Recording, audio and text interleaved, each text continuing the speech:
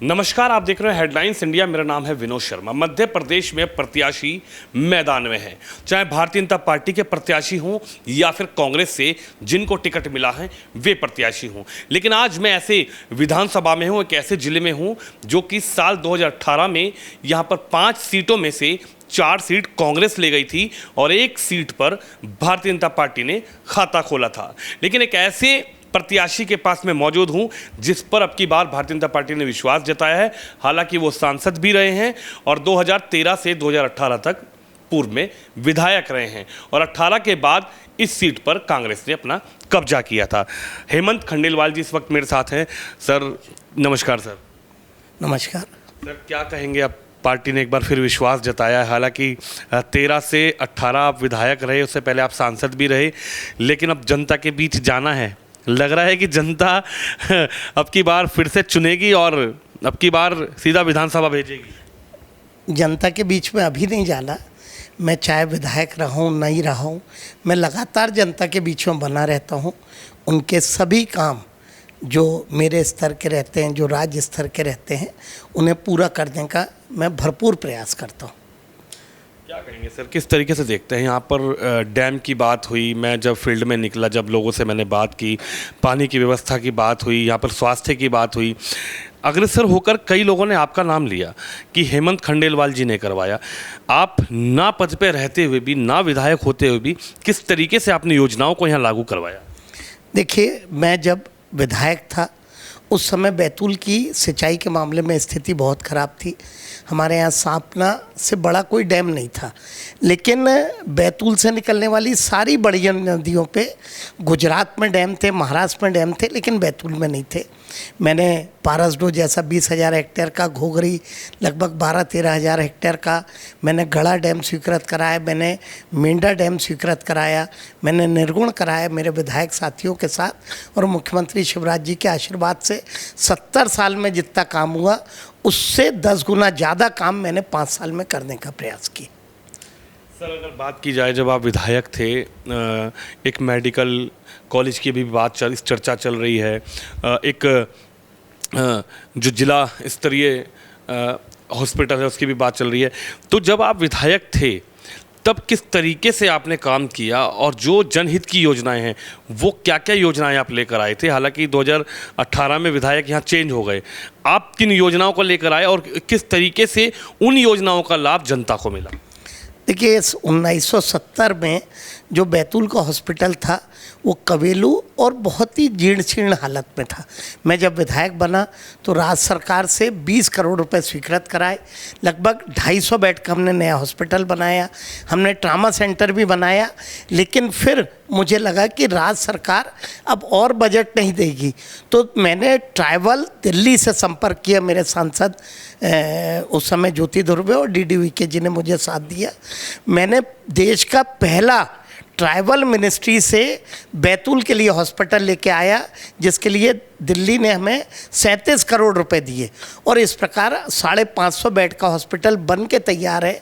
मैं बार बार मुख्यमंत्री जी से, मेरे पार्टी के हमारे सांसद जी, विधायक, जिला अध्यक्ष जी के साथ में मिलकर हमेशा ये बात करता रहा कि लगभग 50-60% चीज़ें हम पूरी कर चुके। अब बैतूल जैसे आदिवासी अंचल को मेडिकल कॉलेज की ज़रूरत है। मुख्यमंत्री जी ने वो भी बात हमारी मानी और बैतूल को मेडिकल कॉलेज की सौगात मिली। मैं समझता हूँ कि इस गरीब ज़िले में जहाँ पे लोगों की आमदनी कम है, छोटे किसान हैं, वहाँ पे नागपुर और भोपाल बड़े इलाज के लिए जाने की ज़रूरत नहीं पड़ेगी।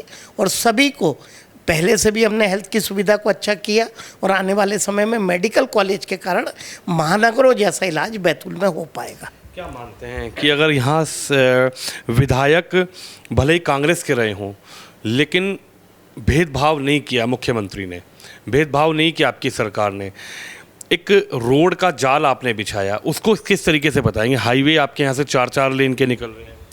देखिए, पहले बैतूल में अगर कोई भी चीज़ में हमारा बैतूल पिछड़ता था तो रोडों की बात थी। बैतूल नागपुर रोड भी बनी 4 लेन, बैतूल भोपाल भी बन रही है, बैतूल इंदौर भी। मैं गडकरी जी का और सांसद जी का धन्यवाद करता हूं कि उन्होंने बैतूल इंदौर हाईवे की भी घोषणा की और उसके पास उसका निर्माण कार्य भी चल रहा है। अभी बैतूल परतवाड़ा और बैतूल से लेके खंडवा होते हुए बड़वानी होते हुए सूरत को जोड़ने के लिए 4 लेन का भी सर्वे शुरू हुआ है। बैतूल हर तरफ से हाईवे से जुड़ेगा।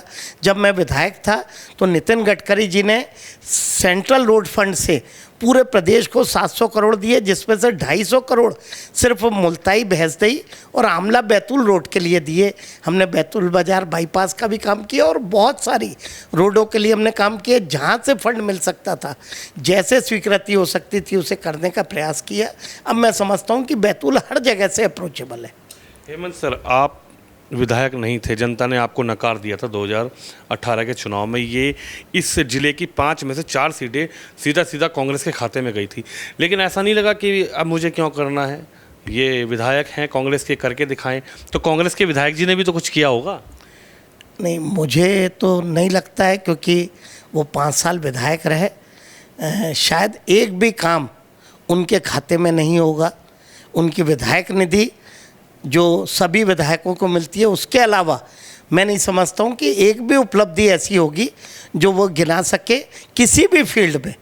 मैं ये पूरी ताकत से ये बात बोल रहा हूँ कि हमारी सरकार में जब मैं विधायक था तब के कार्यकाल और उनके कार्यकाल को जनता खुद कंपेयर करे तो उसे पता लगेगा कि कितना बड़ा गैप है।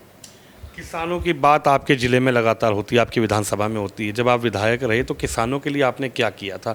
हालांकि अब फिर से दोबारा विधानसभा के वोट हैं और आप जनता के बीच पहुंच रहे हैं, जनता के बीच जाना है, लेकिन उपलब्धि उस वक्त क्या थी? किसानों के लिए आपने क्या करके गए थे कि किसानों को उससे लाभ मिला?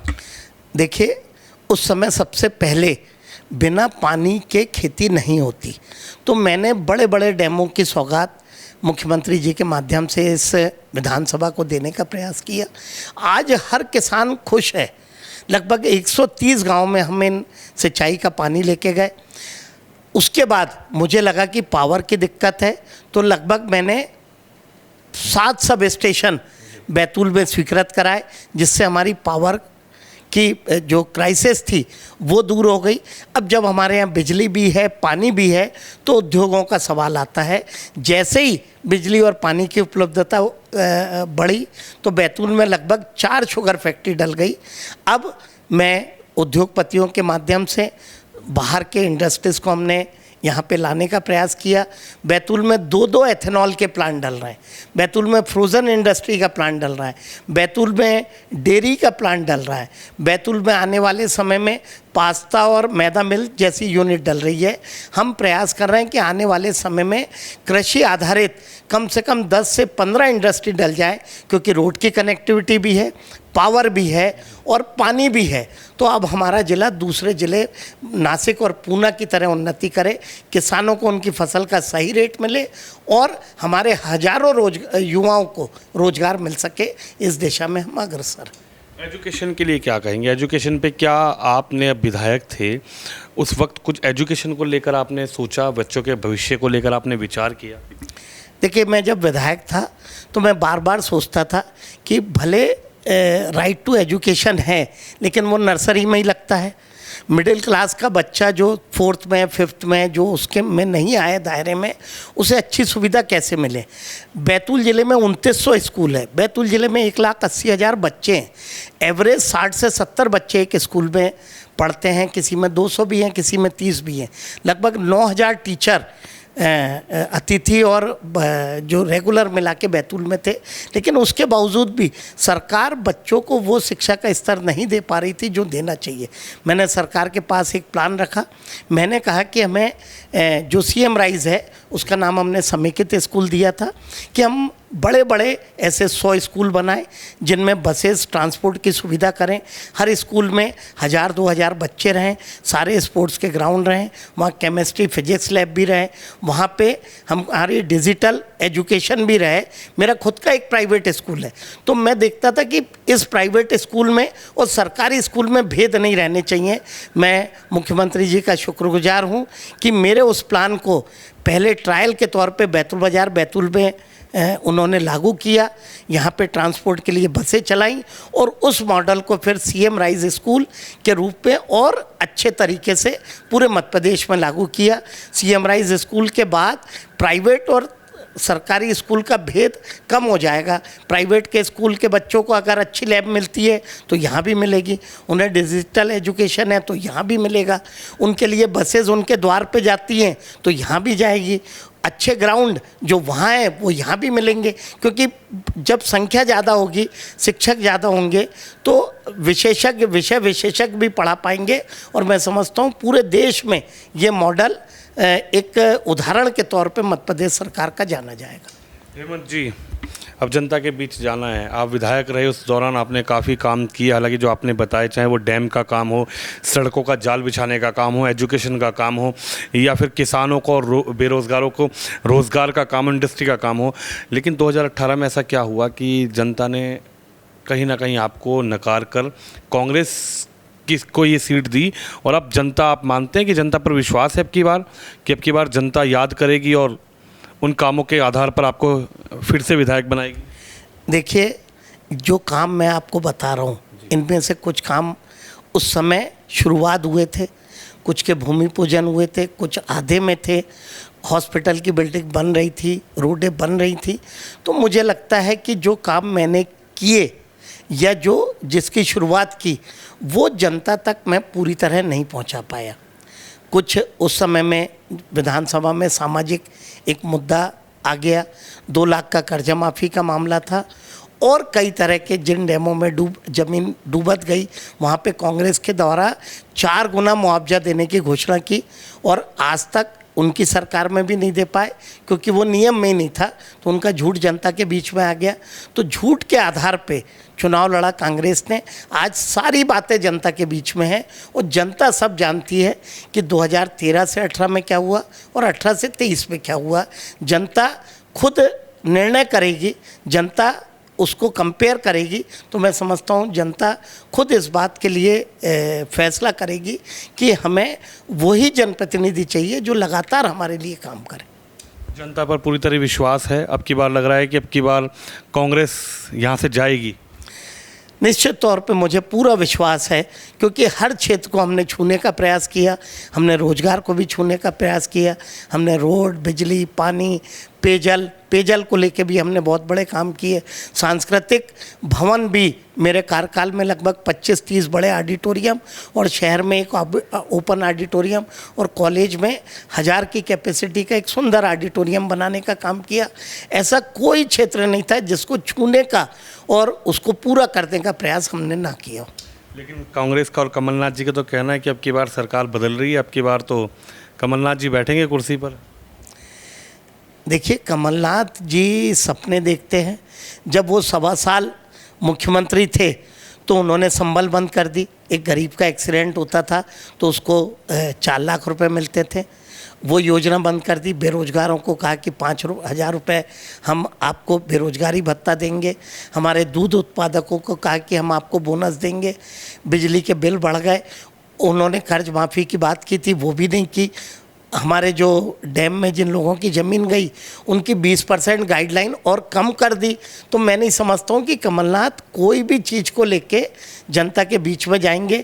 इसलिए आप देखते हो कि शिवराज जी लगातार जनता के बीच में रहते हैं और कमलनाथ जी सिर्फ कांग्रेस ऑफिस से ही अपना दल चलाते हैं।